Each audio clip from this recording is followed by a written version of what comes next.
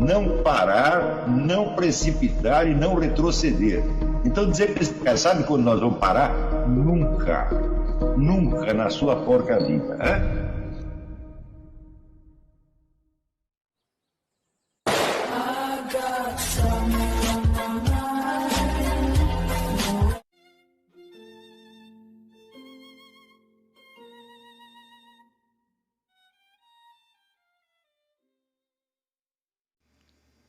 E aí pessoal, tranquilo? Então vem aqui antes do vídeo começar, pedir para vocês se inscreverem, quem não for inscrito, compartilhar, curtir, comentar. Quem puder seja membro do canal, que isso ajuda bastante. Tem também o link do Apoia-se. Quem puder ajudar nosso canal e apoiar financeiramente vai ser muito bem-vindo. Mas o mais importante é transmitir o conteúdo e os conhecimentos do professor Olavo de Carvalho para mais e mais brasileiros. Então compartilhe e ajude aí nossa causa. Muito obrigado a todos os membros, apoiadores do canal. Fico muito feliz. Tenho certeza que a gente está no caminho certo. Então fiquem com o vídeo e até mais. Valeu! Quando criança eu recebi uma excelente formação católica numa escola dirigida por padres italianos da ordem carlista, que eram dedicados especificamente à educação. E a minha experiência com eles foi excelente. Eu não tive nenhum dos acontecimentos traumáticos que algumas pessoas relatam em escolas católicas.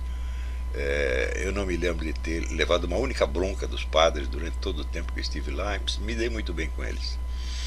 Quando fui para a escola secundária, então a área católica ali era inteiramente dominada por um negócio chamado JEC, Juventude Estudantil Católica aliada à Juventude Universitária Católica, que então não era muito bem vista pelas autoridades católicas, mas era tolerada de algum modo. Qualquer que fosse o caso, o fato é que toda a iniciativa católica naqueles meios era dominada por estas duas organizações. Eram elas que faziam as pregações, levavam os garotos para fazer primeira comunhão, etc, etc. Quando teve o Concílio Vaticano II, 62, 63, repentinamente essas organizações adquiriram um poder hegemônico absolutamente fantástico e acabaram por se transformar na AP, Ação Popular, mais tarde confessadamente Ação Popular Marxista-Leninista, que acabou por dominar toda a atmosfera da igreja, principalmente em São Paulo. Eu não posso dizer o que aconteceu no resto do país porque eu não estava lá, mas em São Paulo foi assim. A partir do Concílio Vaticano II, o conteúdo dos sermões que se ouvia nas igrejas foi se tornando cada vez mais ralo. Só se falava de justiça social e de moralidade, especificamente moralidade sexual, e mais nada. Então aquilo começou a parecer apenas vamos dizer, um clube, um movimento social, uma coisa assim, e foi perdendo conteúdo e naturalmente perdendo interesse. Então eu, como muitas outras pessoas, sem romper com a igreja, comecei a investigar o que havia em volta, outras alternativas possíveis, tá certo? Em busca de um treco que então eu chamava, e muita gente ainda chama, espiritualidade. Então evidentemente o que estava mais à mão eram doutrinas orientais, especialmente budistas e hinduístas, né? O Islã entrou na área de interesse mais tarde. Também religiões indígenas, religiões africanas, todo o movimento da nova era, com o qual eu tive um contato profundíssimo por ter sido durante anos o redator da revista Planeta, que só se interessava por isso. Então praticamente todo o pessoal ligado ao movimento Nova Era em São Paulo eu conhecia a todos, um por um, profundamente. Isso quer dizer que foram quase 20 anos, tá certo? Procurando coisas nessa área e me interessando por tudo, tá certo? Lendo então Mircea Eliade, Carl Jung, o Daisetsu Suzuki, milhares de outras coisas na época, né? Eu cheguei a traduzir um livro do guru da nova era nos Estados Unidos, que era o Alan Watts, né? O livro que se chama The Book, né? Que aliás o editor não pagou direitos autorais e o editor inglês mandou uma carta dizendo assim: supondo-se que o livro que vocês publicaram com o título tal seja o mesmo que nós publicamos com o título tal, informamos que não vamos processá-lo porque nós sabemos que esse é o costume no seu país. Então, mas eu não tive nada a ver com isso, eu só fiz a tradução. Também na mesma época, graças ao Alan Watts, ele fazia muitos paralelos entre doutrina budista e os ensinamentos da escola analítica anglo-americana, especialmente o Ludwig Wittgenstein, que é uma coisa que também me chamou muito a atenção na época. Eu mergulhei ali no Tratados Lógico-Filosóficos e aquelas analogias entre pensamento budista e lógica analítica me pareceram muitíssimo interessantes. Mas continuei procurando, buscando e perdendo cada vez mais o interesse pela Igreja Católica, onde nós não encontrávamos absolutamente nada que pudesse aplacar a sede de algum conhecimento de tipo espiritual. O trajeto das pessoas que passaram por experiência idêntica é bastante similar. Elas vão primeiro para o mais vulgar, nova era, teosofia, ufologia, espiritismo, etc, etc. Depois fazem contato com as escolas derivadas do Gurdjieff, George Gurdjieff, que é um crítico terrível de tudo isto, tá certo?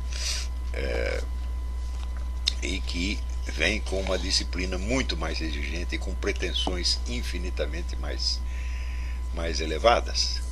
Eu ali nesses meios assisti coisas extraordinárias. Havia um cidadão chamado Livio Vinardi que desenvolveu uma disciplina chamada biopsicoenergética, que era a maneira de você absorver no corpo humano energias do ambiente. Então ali chegava a acontecer coisa do seguinte teor: sabe esse exercício de flexão no chão, que um esportista bom faz 80, 90 no máximo? As pessoas faziam 2.000, né? E não morriam. Também a gente devia assim, ele mandar uma velhinha de 70 anos subir numa palmeira e descer de cabeça para baixo, e a velhinha fazia. Vi o sujeito com essas técnicas curar a esposa de um famoso ator paulista, cujo nome não vou dar no momento, que estava condenado com câncer terminal, e ele, usando umas lampadinhas coloridas, etc., curou a mulher viveu mais 30 anos, né? Essa altura já deve ter morrido também. Eu vi todas essas coisas. No entanto, tudo isso me parecia ter muito pouco a ver com espiritualidade. Nós estávamos sempre no reino das energias sutis da natureza. E não passava daí, tá certo? O fato de uma coisa ser invisível não quer dizer que seja espiritual. Toda esta corrente, o Dalai Lama chamou até de materialismo espiritual. Então fiquei anos ali orbitando no materialismo espiritual e vendo que ali eu não encontraria nada do que estava buscando. Após a etapa gurdjieffiana, que já é highbrow em comparação com a nova era, então naturalmente entra o tradicionalismo do Genon e Schuon. Então, o primeiro contato que eu tive com isso foi através de um livro chamado Sword of Gnosis, do Jacob Needleman, que depois mais tarde eu vim a conhecer, e que era uma antologia de textos, que tinha textos do Ananda Coomaraswamy, do próprio Fritjof Schuon, do Titus Burckhardt, etc. Aquilo tudo era muito impressionante. Daí eu falei, opa, isso aqui é realmente o high level, isso não é... Acabou a brincadeira, né? Agora o negócio é sério. E naturalmente fui me aprofundando nisso até me tornar um membro da tariqa do Fritjof Schuon. Felizmente, sendo uma tariqa multiconfessional, ele não exigia conversão ao Islã. Você simplesmente fazia práticas islâmicas do mesmo modo que Thomas Merton havia feito práticas budistas sem se converter ao budismo. E o Schuon dirigia grupos de budistas, ortodoxos, católicos, islâmicos, hinduístas, etc. Ele se considerava uma espécie de papa interreligioso, né? E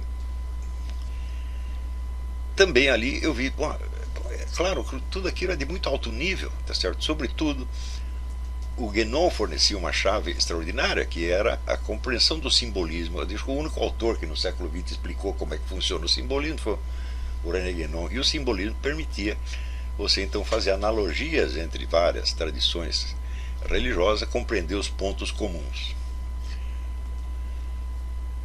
Só que tanto o Schuon quanto o Guénon insistiam que essas várias tradições, cristã, budista, etc., não podiam fundir-se. Elas tinham suas autonomias e você tinha que seguir por uma delas e permanecer fiel àquilo, e no topo dela você colocava um esoterismo que era comum a todas as religiões, mas sem alterar o corpo da religião. Então a distinção entre esoterismo e exoterismo era evidentemente a base de tudo isso. A religião é considerada um elemento puramente exotérico, ou seja, de tipo mais popular, que ela tem uma autoridade divina, mas só nos aspectos sociais e externos. No interno, você tem acesso ao esoterismo, que lhe permite compreender aquilo que o Schwann chamava de unidade transcendente das religiões. A coisa toda muito bem articulada.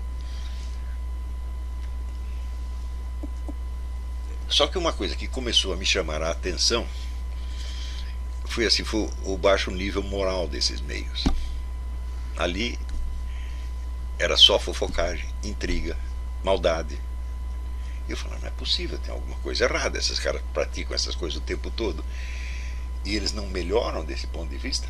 Sobretudo uma coisa que me impressionou muito é que nesse trajeto eu, por uma série de fatores que não tem nada a ver com a busca interior, mas que foi um acontecimento externo, acabei fazendo contato com uma pseudo-tarica do Idris Shah. Idris Shah e Omar Ali Shah, dois irmãos.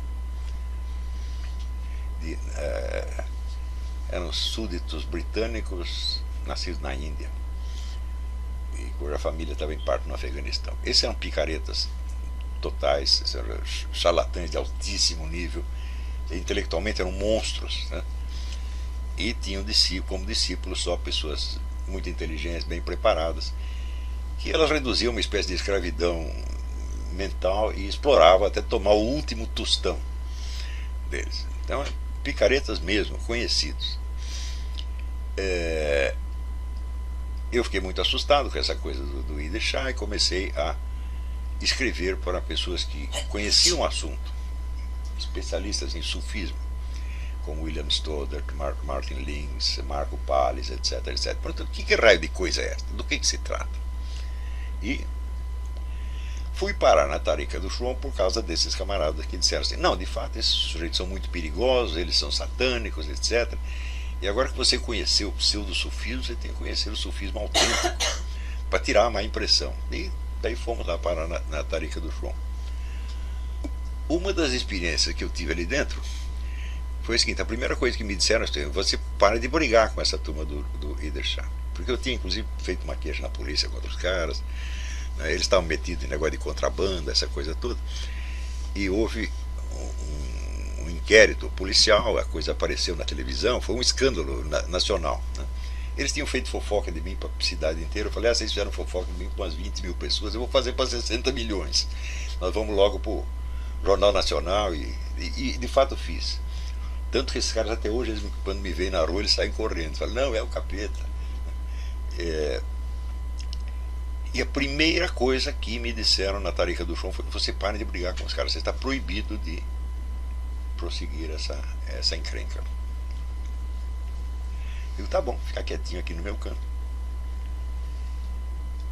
E no dia que estava lá fazendo os rituais sufis, eu os fiz na casa de um sujeito que tinha sido Muqaddam, quer dizer, o segundo no comando do Schwann na tarica.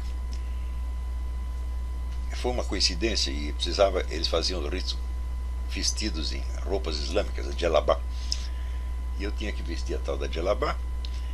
E disseram, não, você pode se trocar aí no banheiro. Para entrar no banheiro eu tinha que passar pelo quarto do casal, e de repente eu vejo em cima uma foto daquele cidadão abraçado com um sheik turco chamado Muzaffer, que era o contato do Idris Shah na Turquia, portanto o articulador de toda a coisa de contrabando de tapetes, etc., que era um negócio milionário que eles tinham. Eu falei, opa, então essas duas taricas não são inimigas, elas estão de algum modo conectadas, e a alguma finalidade conjunta elas servem, embora uma seja doutrinariamente contrária à outra.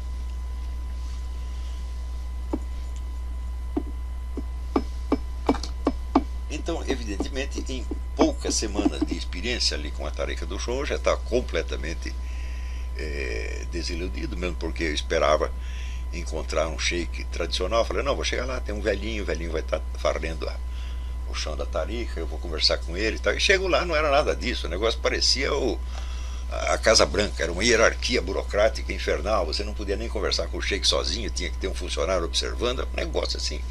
Falei, não, isso aqui é uma burocracia.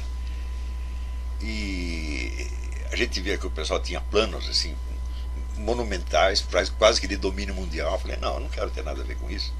E logo consegui arrumar uma briga com eles e graças a Deus fui posto para fora da tarica. Porque a tarica você só pode entrar, você não pode sair, só pode ser saído. Mas eu fiz lá umas malcriações, sabendo o que ia dar, e o homem naturalmente me botou para fora. E foi a melhor coisa que me aconteceu na vida. Porque a partir desse dia eu disse, bom, agora não tem mais guru, não tem mais sheik, nunca mais quero nenhum, tá certo? Agora eu vou ter que buscar com meus próprios meios. E foi buscando com meus próprios meios que eu entrei na seguinte linha de raciocínio. Falei, ó, tudo isso que nós estamos fazendo, todas essas experiências, etc., essa pessoa está buscando alguém que a gente chama de Deus. Deus, a eternidade, a vida além da morte, é isso que nós queremos saber, não é isso? E, ora, que sinais visíveis, eu também tinha estudado Kant, e Kant dizia que tudo quando se refere a Deus, a eternidade, está além da possibilidade da nossa experiência, e de fato está, tá certo? Nós só podemos saber disso aquilo que o próprio Deus nos mostra. E como é que ele mostra? E foi aí que eu li aquele famoso versículo de Mateus, em que João, que está na cadeia, manda os seus discípulos perguntarem a Jesus, é você mesmo o Messias ou é para esperar um outro? E Jesus diz, olha, vocês voltem e contem ao João o que vocês viram. Vocês viram o paralítico andando, vocês viram o cego enxergando, vocês viram o leproso aparecer bonitinho. Contem isso para ele. Isso aí foi como se caísse escama dos meus olhos. Ele disse, ora, onde pode estar a presença de Deus senão no mundo físico que nós habitamos? Que outros sinais nós temos de Deus senão aqueles que recebemos por meios materiais neste mundo? O que é uma profecia? É um meio material, é um homem que fala e diz o que vai acontecer e as coisas acontecem. Não é isso? O que é um milagre? É uma ação direta de Deus no mundo físico, de tal modo que ela se torne visível para os seres humanos. Se não fosse isso, nós nada saberíamos de Deus. Daí eu comecei a averiguar que muitas organizações religiosas alardeavam milagres, especialmente as igrejas evangélicas, que estavam fazendo um sucesso enorme em São Paulo naquela época, e toda semana falavam de milagres. Numa semana o R.R. Soares fazia mais milagres do que tinha na Bíblia inteira. O Bispo Macedo nem se fala, agora tem um tal de, como é que chama, Valdomiro, sei lá, né? Então é uma pletora de milagres, como diz no Nordeste, um despotismo de milagre que não acabava mais. Mas tudo isso sem nenhum critério para verificar o que era, o que não era. As coisas simplesmente não eram investigadas, eram alardeadas a título de propaganda. Eu falei, isso não é coisa de Deus, né? Deus não faz propaganda desse jeito.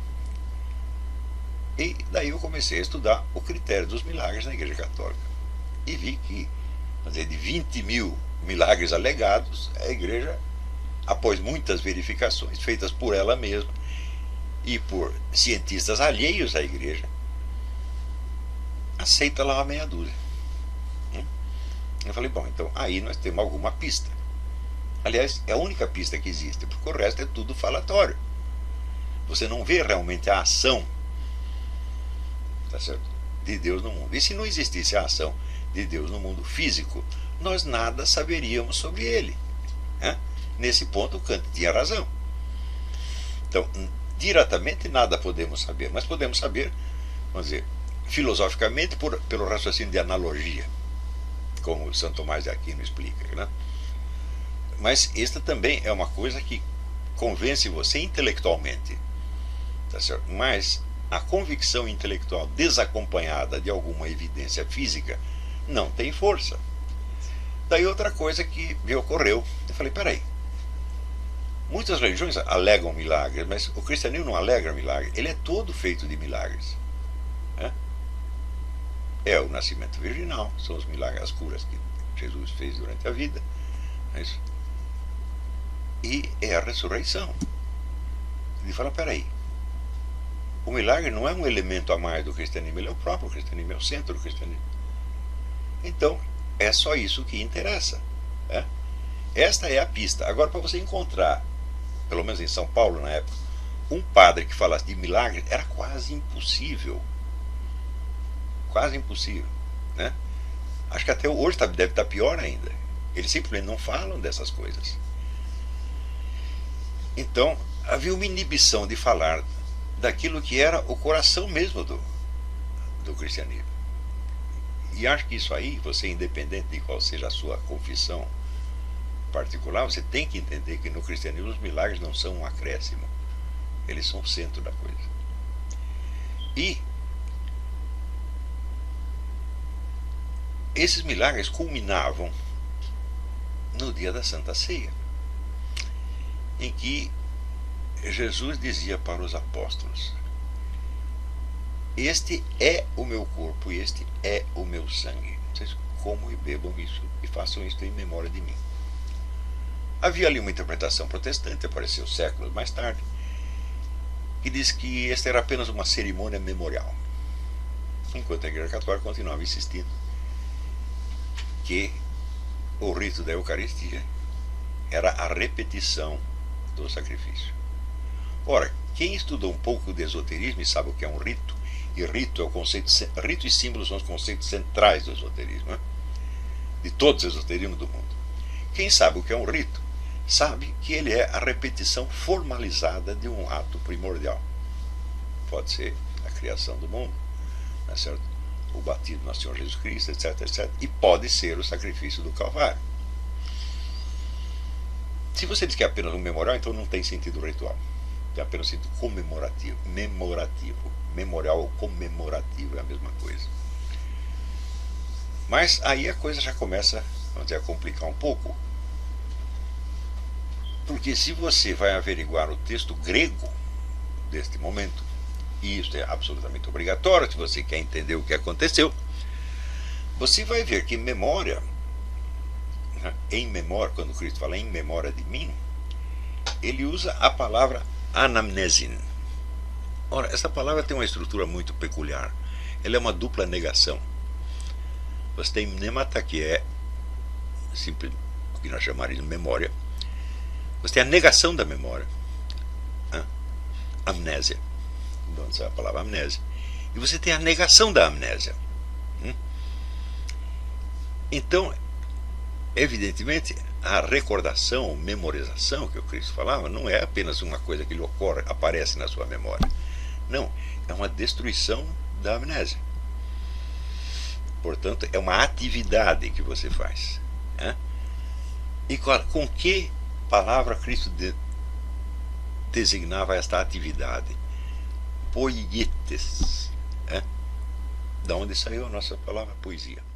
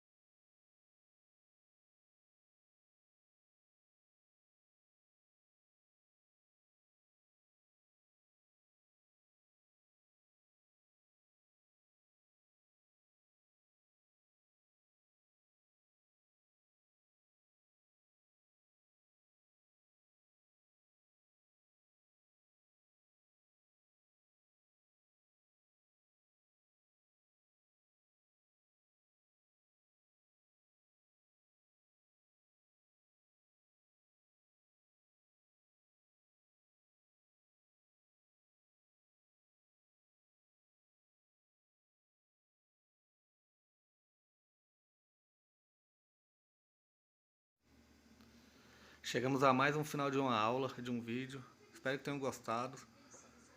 Quem não se inscreveu ainda, se inscreva, compartilhe, comente. Ajude o nosso canal, apoie, seja membro. E ajude o nosso canal a chegar a cada dia a mais brasileiros que precisam muito do conhecimento do professor Olavo de Carvalho. Então é isso aí, fique com Deus, até o próximo. Valeu! Então é isso aí, pessoal. Que é o nosso canal. Que são alguns livros que eu já li. A maioria foi doação, mas alguns eu adquiri, professor Olavo de Carvalho. Alguns livros se perderam aí que eu emprestei.